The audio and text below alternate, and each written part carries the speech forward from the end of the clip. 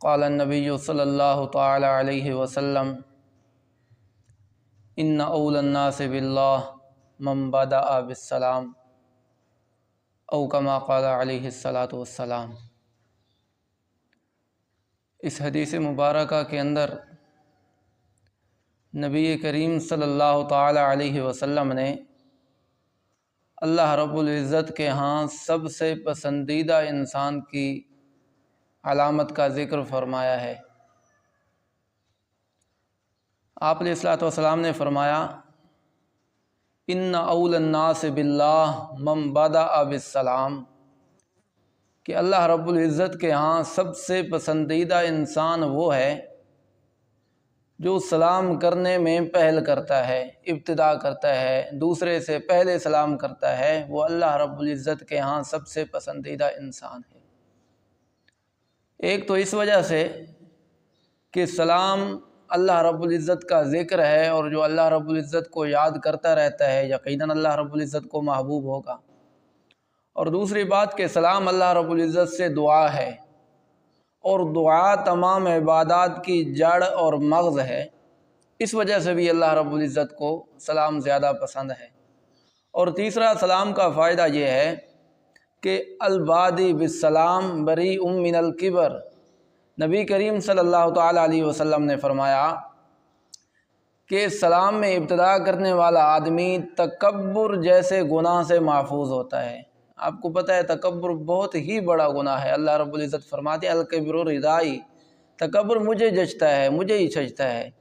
کسی انسان کو تکبر نہیں جچتا، اور اللہ رب العزت بہت زیادہ ناراض ہوتے ہیں تکبر سے۔ تو اس وجہ سے اللہ رب العزت کے ہاں سب سے پسندیدہ انسان وہ ہے جو سلام میں پہل کرتا ہے۔ اور دوسری بات، سلام جو ہے یہ مسلمانوں کا شعار ہے، مسلمان کی علامت ہے۔ کسی کا پتہ جب کوئی دوسرے کے پاس سے گزرتا ہے تو کیسے پتہ چلتا ہے کہ یہ مسلمان ہے، ہندو ہے، سکھ ہے، کس مسلک سے، کس مذہب سے اس کا تعلق ہے؟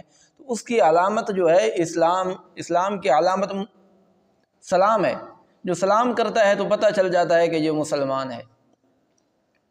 تو اسلام اور مسلمان ہونے کی علامت بھی یہ سلام کرنا ہے، اور ایمان کی علامت بھی، ایمان کی پہچان بھی، دخول جنت کا سبب بھی سلام ہے۔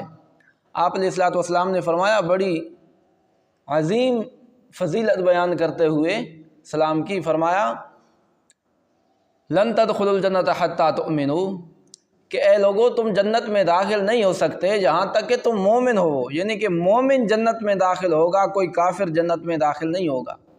اور پھر فرمایا وَلَن تُؤْمِنُوا حَتَّى تَحَابُّوا، کہ تم مومن نہیں ہو سکتے جہاں تک کہ تمہاری آپس میں محبتیں ہوں، تمہارے آپس میں اچھے تعلقات ہوں، تم ایک دوسرے کے ساتھ محبت سے پیش آؤ۔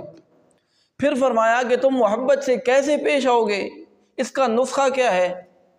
فرمایا فَلَا أَدُلُّكُمْ عَلَىٰ شَيْءٍ إِذَا فَعَلْتُمُوهُ تَحَابَبْتُمْ، کیا میں تمہیں ایک چیز نہ بتاؤں کہ جب تم اس پر عمل کرو گے، اس کو اپنے زندگی کے ایک ایک فعل میں لاؤ گے، تو تمہاری آپس میں محبتیں قائم ہو جائیں گی، جس کی وجہ سے تمہارا ایمان محفوظ ہوگا اور پھر جنت میں داخل ہو جاؤ گے۔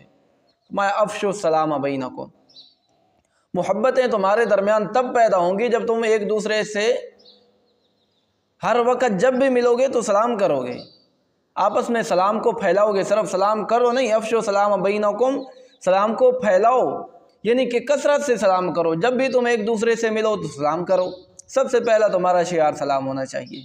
اسی وجہ سے صحابہ کرام کی اگر جب چل رہے ہوتے راستے میں ایک درخت کا فاصلہ آ جاتا، یعنی کہ 2-3 سیکنڈ کا وقفہ بھی آ جاتا، فاصلہ آ جاتا، تو پھر دوبارہ جب ایک دوسرے سے ملتے تو پھر سلام کرتے، اتنا زیادہ، کیونکہ سلام کا معنی ہے سلامتی، تجھ پر سلامتی ہو، تجھ پر امن ہو، تیرے اوپر اللہ رب العزت کی رحمتیں نازل ہوتی رہیں، برکتیں نازل ہوتی رہیں، تیرا گھر، مال، جان، عزت سب کچھ محفوظ ہو۔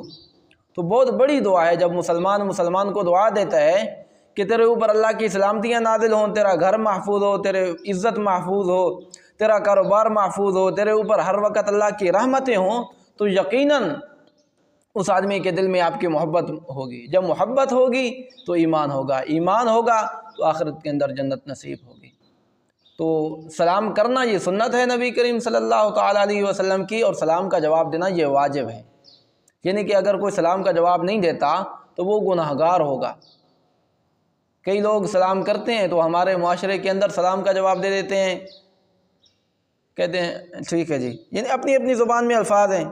کوئی کہے السلام علیکم، کہتا ہے خیر ہو بھی۔ کوئی کہہ دیتا ہے السلام علیکم کو تو جواب وعلیکم السلام کہنے کے بجائے کہتا ہے اور سناؤ ٹھیک ہو۔